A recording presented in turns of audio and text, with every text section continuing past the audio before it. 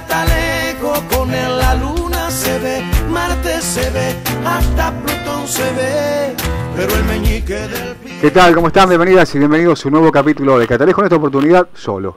Tenemos a la compañera Cisela Gentile transitando un pequeño cuadro viral, así que bueno, le deseamos pronta recuperación. Y aquí estamos como siempre para tratar de acercar la realidad en el diario digital Conclusión, en Televisión Regional, Canal 19 de Cablevisión. Hoy con una temática sumamente importante que venimos trabajando. En el anterior charlábamos con el psicólogo Eduardo Mustasi sobre la construcción de la subjetividad. Hoy con el invitado que tenemos en el piso vamos a profundizar sobre los discursos de odio, ¿no? Esto que tanto se viene hablando, también con anclaje en el odio racial. Y bueno, invitados, ya invitadas para poder transitar con nosotros el catalejo de hoy, lo presentamos de esta manera. Dale. La Organización de las Naciones Unidas, ONU, define los discursos de odio como cualquier tipo de comunicación verbal, escrita o conductual que ataca o utiliza el lenguaje peyorativo o discriminatorio con referencia a una persona o a un grupo sobre la base de quiénes son. Y en otras palabras, sobre la base de su religión, etnia, nacionalidad, raza, color, ascendencia, género u otro factor de identidad. Los discursos de odio se expanden a lo largo y ancho del planeta generando una profunda crisis subjetiva, dándole paso luego a la violencia física, una peligrosa manifestación de supremacismo que tiene el peligroso aditamento de ser amplificados conscientemente por los distintos medios masivos de comunicación que ofician de ariete para poder llegar a cada rincón del globo terráqueo. Hoy en Catalejo, discursos de odio y supremacismo racial.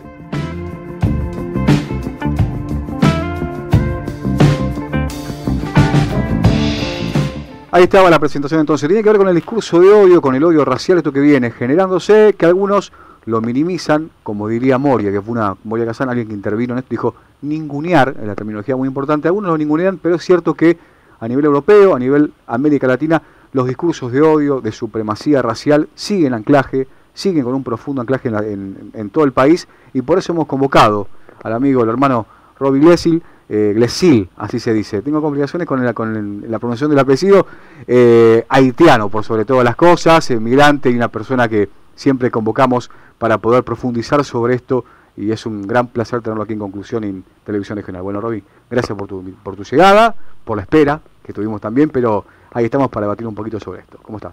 No, muy bien, muchísimas gracias por la invitación, creo que es muy importante y le agradezco por el espacio, porque ya sabemos que no siempre invitan, por ejemplo, a las personas migrantes a debatir temas fuertes. Claro.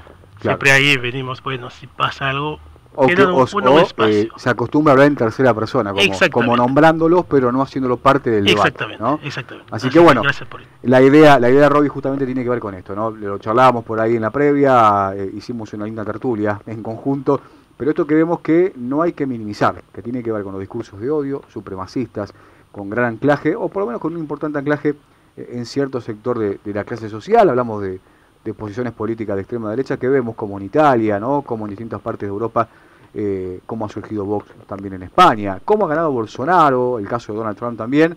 La figura de Milei por ahí, a lo mejor dirán algunos, un poquito más devaluada que las otras, y todavía como arrancando de atrás, pero bueno, hay un discurso de odio. Vimos el último atentado en la vicepresidenta Cristina Fernández de Kirchner, lo vemos también en muchos discursos abiertos, sin ningún tipo de tabú, y entran a tallar también esto de la libertad de expresión, ¿no? ¿Hasta dónde? Y si es para reproducir este tipo de discursos, no lo podemos permitir, ¿no?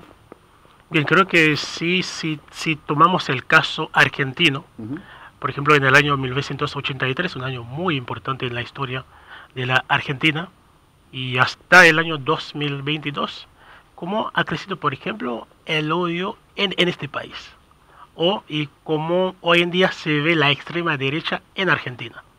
Creo que si vemos bien, ese camino ha crecido bastante. Quizás, como lo dijiste recién, se ha minimizado, lo minimizan, pero no es tan así.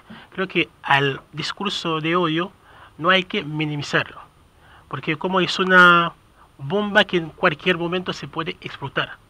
Y creo que es muy importante como sociedad, como medio de comunicación, tratar si lo puedo decir así, enfrentar a ese discurso. Lo mencionaste bien, en Europa. Los discursos, por ejemplo, de casi todos los candidatos en las elecciones que vemos en Francia, en Italia, por ejemplo, vemos Francia con Le Pen, claro, la extrema derecha en Italia, por ejemplo, está a la puerta de tener el poder, pero vas a ver siempre, hay un grupo de gente en medio de todo esto. La gente pobre, las personas migrantes. Claro. Como siempre, esta parte, a una parte que viene a robar. El enemigo. Exactamente. La creación un del enemigo que hay que sacarlo, ese enemigo que viene a transformar nuestra sociedad.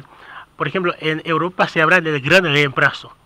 ¿Quién viene a reemplazar quién? Más allá, digamos, y te interrumpo 2 segundos, de esta construcción de subjetividad que hace la extrema derecha, que es muy, muy viva para eso, ¿no? Tiene canales importantes que son los medios de comunicación, las redes sociales que lo explotan muy bien. Digamos que aparte de ese discurso de odio nefasto, repudiable y deleznable, es cobarde, ¿no? Porque, digamos, formatear las cabezas de muchos para que consideren que el enemigo es la gente pobre, es el migrante, que justamente es el migrante pobre que sale buscando un mejor porvenir o un poco más de dignidad. Digamos, hay que ser muy cobarde para manejar también ese discurso, ¿no? Exactamente. Por ejemplo, si vemos en el Mediterráneo, este año, claro, si tomo como ejemplo, se han fallecido más de 1000 personas. Terrible. De 2014 al 2021 son casi 25.000 personas, 25.000 vidas en el mar Mediterráneo. Pero la hipocresía de este mundo es como un silencio total, nadie dice nada. Nadie se pregunta, por ejemplo, ¿por qué tantas personas, por qué tantos jóvenes están tratando de dejar su país y arriesgarse su vida en el mar? Claro. Pero, ¿qué está pasando ahí? Nadie, por ejemplo, se pregunta o cuestiona qué pasó en un país como Libia. Claro. ¿Quién dejó ese desastre ahí? Hay muchos países africanos, por ejemplo, hoy en día, que están en guerras, pero lamentablemente el mundo no habla de esto y no cuestiona realmente la presencia de las potencias internacionales en estos espacios. Si viajamos acá, por ejemplo, hablando de la fuerza de la extrema derecha, pero hay como una frustración dentro de la sociedad, no hay que minimizarlo tampoco. Hay una bronca, que justamente hay mucha gente que como que no cree en casi no cree más en los en la partidos, política tradicional, claro. Entonces están buscando a un tipo de salvador que viene con un discurso quizás no tan armado, que no tiene nada concreto, un discurso pero rupturista, vivo. Exactamente, ¿no? pero como es alguien nuevo, no perteneció a uno de esos grupos, a los principales grupos fuertes de la sociedad, entonces viene con ese discurso nuevo y hay mucha gente, bueno, como ya vimos aquello, bueno, vamos a cambiar, por lo menos una oportunidad con esta persona, pero siempre tratando de dar una chance a otra persona o una oportunidad a una persona, siempre vemos la historia, vemos que las cosas no han terminado bien. Así que por eso es muy, muy importante tratar de mantenerse bastante firme, tratar de atacar también ese discurso de odio con argumentos, no respondiendo con odio, porque no vamos a llegar por ningún lado. Pero creo que la sociedad argentina, en ese sentido, tiene todavía un poquito de fuerza para no girarse para así. equilibrar, por lo Exactamente, menos, ¿no? exactamente. Claro, esto lo charlábamos también fuera del micrófono y la vez pasada que hemos también podido conversar con vos.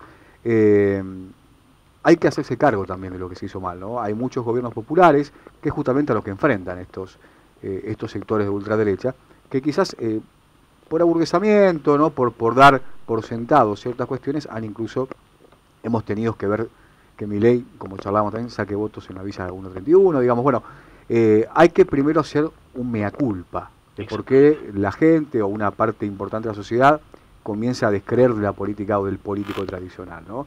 Porque lo que marca la ultraderecha también, la extrema derecha, son puntos reales, ¿no? Son sectores donde, la verdad, el dolor está instalado. Pero claro, quien vende la solución, lo único que puede hacer es seguir fragmentando aún más y generar más dolor. Entonces, bueno, en esa ecuación me parece que la única salida es seguir generando un discurso cultural, un discurso cada vez más político para enfrentarlo. Exactamente, me gusta la parte de mea culpa, que claro, que justamente los partidos políticos tradicionales tienen que hacer eso. Lo tienen que hacer. Claro. No hay que mirar por el costado, no, porque nosotros tenemos 20, 30, 50 años acá haciéndolo, no. Los jóvenes están creciendo, están mirando otras realidades. Y no es que nacen porque el padre ha votado durante 20 años a tal partido político que este joven que tiene 18, 20, que va a seguir los pasos de sus padres. No. Creo que justamente eso hay que cambiar la manera de acercarse a la juventud, a la población, y tratar de dar una respuesta a las dificultades, a la desigualdad que justamente está bastante fuerte. Porque lo que propone el sector de enfrente no hay que tener una respuesta realmente. Como es nuevo, porque siempre te van a decir, yo en ningún momento participé ahí, no, claro, nunca tuve un cargo político, entonces no soy de tal casta como propone Milei, por ejemplo. Entonces son esos discursos atraen. Claro. Entonces, bueno, prefiero votar a tal persona como nunca estuvo en un espacio político, pero él es nuevo. Claro. Él no está contaminado. Contaminado. O sea, ahí sí hay que tener mucho cuidado y creo que Sin embargo, los partidos políticos tienen que hacer esa mea culpa. Totalmente, y, bueno, totalmente. Sin embargo, hablan de libertad los mismos que tienen un discurso negacionista, ¿no? De la dictadura, muchos del Holocausto también, digamos, son personajes muy siniestros y preocupantes, ¿no? Porque se habla de libertad, pero serían los primeros que irían a cercenarla, ¿no? Si llegasen a ser gobierno. Vamos a volver un poquito, que no estuvimos mucho tiempo cuando charlamos en Haití. Esto de que se ve, ¿no? La migración incesante, también muchos hermanos senegaleses, ¿no? Pero digo, Haití, ¿cómo es la vida en Haití? Que imagino compleja, dificultosa, ¿no? Para la mayoría de la sociedad, para que, en tu caso, por ejemplo, de Robbie, te haya tocado o hayas decidido anclarte aquí en Argentina, que te ha recibido muy bien, eso siempre marcar. Bien, creo que es muy importante tocar el tema de Haití. Lamentablemente en los medios claro, o en Argentina casi no se habla de lo que está pasando en Haití. Porque se habla de los migrantes, ¿no? Exactamente. Migración, vienen por tu trabajo, vienen por la salud pública, vienen por todo. ¿Qué sucede humanamente en esos países, ¿no? Bien, algo muy sencillo. El 7 de julio del año pasado asesinaron al presidente haitiano en su casa. Que acá no hubo muchos, o sea, en las noticias sí se menciona un poquito, pero nadie cuestiona o pregunta, pero ¿por qué Haití llegó a ese nivel tan fuerte? Hoy en día, la capital haitiana, Puerto Príncipe, el 60% de la capital está en manos de grupos criminales armados. Así que la juventud, la población haitiana tiene una sola cosa en la cabeza: irse del país, los que pueden. Entonces, la situación es muy fuerte, violación de los derechos humanos, lamentablemente esa llamada comunidad internacional que siempre está presente en Haití. Yo desde mi posición, esa comunidad internacional fracasó. Poniendo la ONU, la OEA, por ejemplo, que se lava las manos, es parte de esa comunidad internacional también, que en ningún momento supo dar una respuesta en todo el país. La ONU, por ejemplo, con sus fuerzas estuvo en Haití durante 17 años, una fuerza de ocupación. Las instituciones haitianas sacando provecho siempre del intervencionismo, porque no hacen otra cosa, ¿no? Exactamente, el intervencionismo siempre, por ejemplo, los haitianos no pueden dirigirse solos, necesitan una mirada extranjera, una potencia internacional. Padrinazgo. Siempre, por ejemplo, lo digo siempre, Estados Unidos está muy presente en todos los aspectos de Haití, cambiando, por ejemplo, los resultados de las elecciones. Claro. Esto puede parecer algo muy raro para alguien que vive aquí en Argentina, pero en el caso de Haití es así. Claro. Estados Unidos impone, dice quién puede pasar segunda ronda, quién va a ser presidente o no. Claro. Creo que el pueblo haitiano supo elegir a su presidente en las elecciones de los años 90. Después de ese momento, ningún presidente haitiano fue electo por el pueblo. Así que la situación... No hubo una democracia sincera, digamos, en la elección. Yo siempre digo, Haití todavía nos falta completar la letra D para pronunciar la palabra democracia. Claro. La sombra de la dictadura, tuvimos 29 años de dictadura. Claro. Todavía la sombra de la dictadura está muy presente en los discursos de los dirigentes políticos, en la sociedad también. Así que Haití hoy en día está mal, muy mal. Seguimos charlando con Robbie, vamos al primer cortecito en Catalejo, tema importante, los discursos de odio, los migrantes, bueno, esto que venimos siempre debatiendo, que no podemos quedarnos callados porque no ninguneamos a quien tenemos enfrente, porque es alguien, ¿no? Este poder de la extrema derecha que ataca y construye subjetividades, por eso hay que estar de otro lado también un poco contando las otras historias. Ya volvemos. Tengo un catalejo, con él la luna se ve, Marte se ve, hasta Plutón se ve. 6, 5,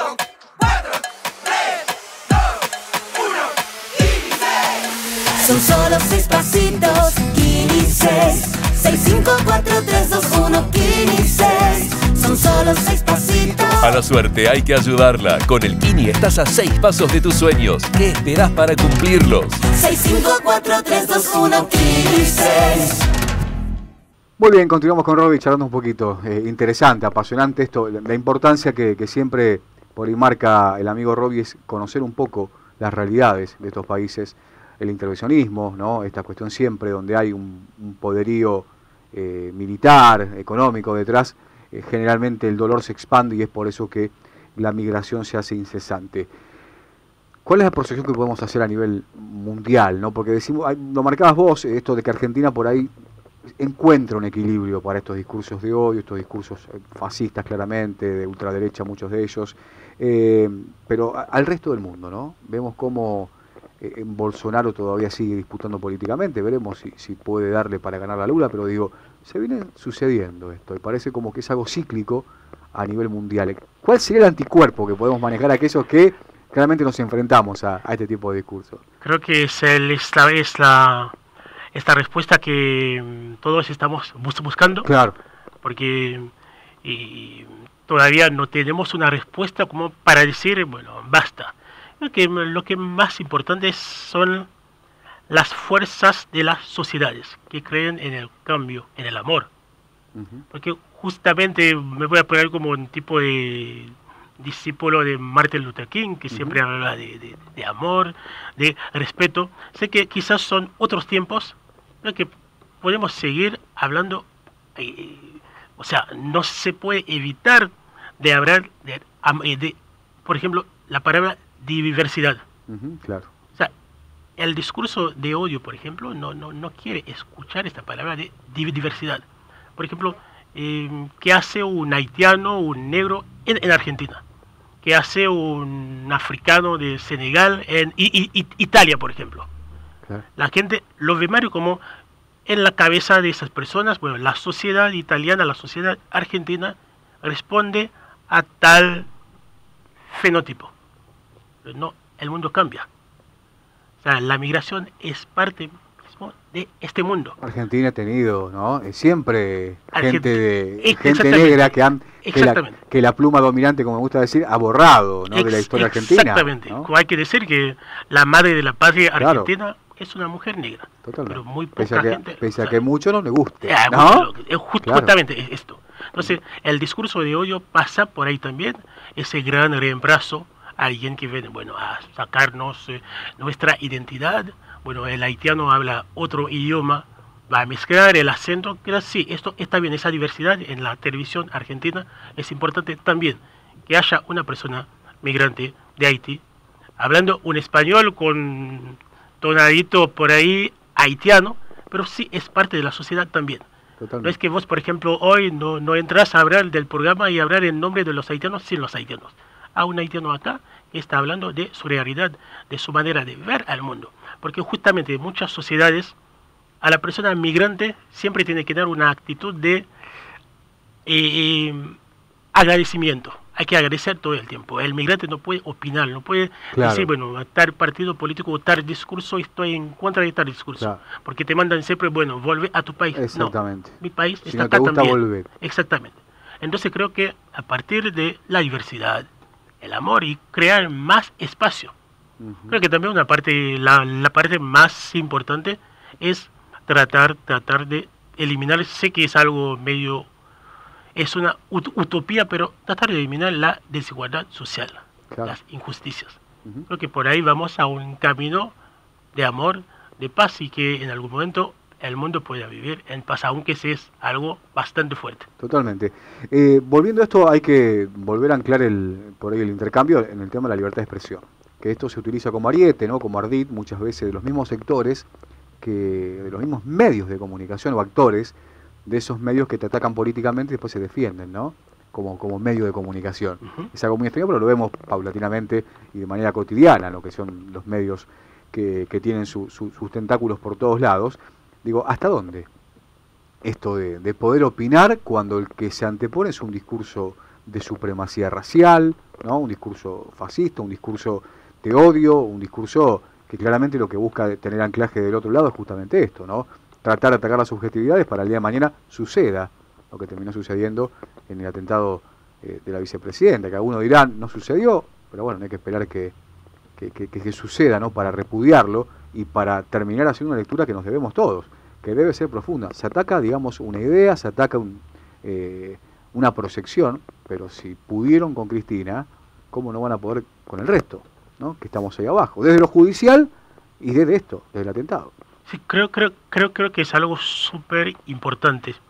Lamentablemente hoy en día en los medios tradicionales o en los medios de comunicación modernos, el discurso de odio se hace bastante más fuerte.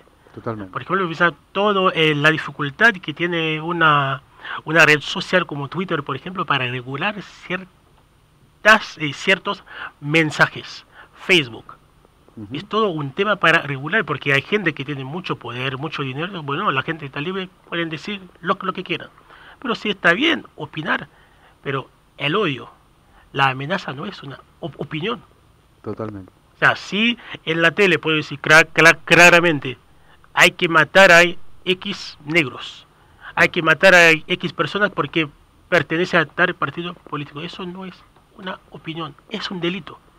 Creo que los actores de los medios de comunicación tienen que entrar en esa lucha también para acompañar, porque muchas veces, por ejemplo, vos lo sabes más que yo, en los medios de comunicación en Argentina, a veces hay cosas que se dicen, pero uno se da cuenta de dónde llega claro. Esa libertad. O sea, el límite, ¿dónde llega?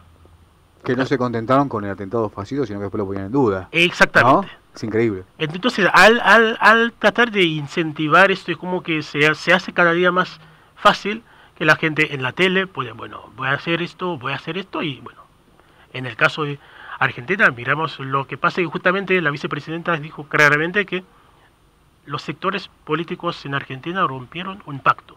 Para mí, como haitiano, viendo eso, es bastante fuerte, porque Claro. estoy mucho más acostumbrado con el discurso de odio entre los políticos haitianos, que en Argentina hasta ese momento No se daba. exactamente. Eran chicanas por ahí, ¿no? El mismo juego de la política Pero que puede gustar o no. al llegar a este nivel, creo que ahí tenemos que decir basta.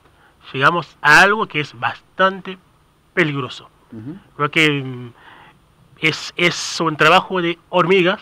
Totalmente. Porque es bastante fuerte, no va a ser algo muy sencillo, porque cuando alguien que abre el camino, ya como que hay un montón de personas atrás. Bueno, si él lo hizo, lo puede hacer también. Totalmente. Que Ha justamente demostrado la falencia y el derribo de un mito en este país, que algunos piensan que asesinar a un funcionario público, ¿no? De una extrema valía como puede ser la vicepresidenta, es imposible. Quedó demostrado que no, ¿no? Entonces creo que eso también es un llamamiento a una alerta. Ya para ir cerrando, Roby, nos queda poquito tiempo, hemos ido por diferentes arrabales, pero me parece importante esto que venimos trabajando, que venimos charlando y que tiene que ver con la reproducción de los discursos de odio. ¿Hay un trabajo internacional, digamos, internacionalista de ustedes, por ejemplo, de los migrantes, en algún tipo de red, como para ir debatiendo, para que no se quede encapsulado solamente en un lugar? Si bien, como bien planteabas, esto tiene que ver con una raíz que más allá que se ataque al migrante, se ataca al pobre, al excluido, y creo que es una misma matriz que se da en todo el mundo. ¿Existe una red así de migrantes que siguen conectados para saber también, ¿no?, los avances reaccionarios en otras partes del mundo, ¿no? Creo que hay varias redes, por ejemplo, de personas migrantes del mundo. Por ejemplo, soy parte de un grupo que se llama Ubuntues, que es una red de la afrodiáspora en España. Claro. Nos conectamos, por ejemplo, con migrantes en España, en Italia, en Argentina, Perú, Bolivia. Entonces, tratamos de aportar nuestro poquito, claro, así, y nuestro granito en ese proceso de cambio. Pero sé que no es tan fácil. Por ejemplo, no todo el mundo ve la cosa de la misma, o sea, por ser migrante, eso no quiere decir, bueno, vamos a mirar por otro lado. Claro. Quizás una persona migrante tiene una posición, la verdad, y por ejemplo, en el caso de Vox en España, uno de los candidatos, los padres vienen de algunos países africanos, pero él es un diputado de Vox. Claro. Entonces ahí uno se da cuenta, no, mira que sí, es increíble. anti-migrante. Los padres migrantes pero él nació en España, es miembro del partido político Vox, pero su discurso es anti-migrante. Entonces sí creo que a través de esas redes también estamos tratando de... Sí, y lo necesario de fortalecer lo identitario, ¿no? Porque creo que ahí pasa también por esta persona, Marcano. Exactamente, ahí también creo que esta parte la más fuerte es, claro. Los padres tienen que contribuir bastante, la sociedad que los recibe también, tratar de dar a esa persona esa libertad de poder expresarse.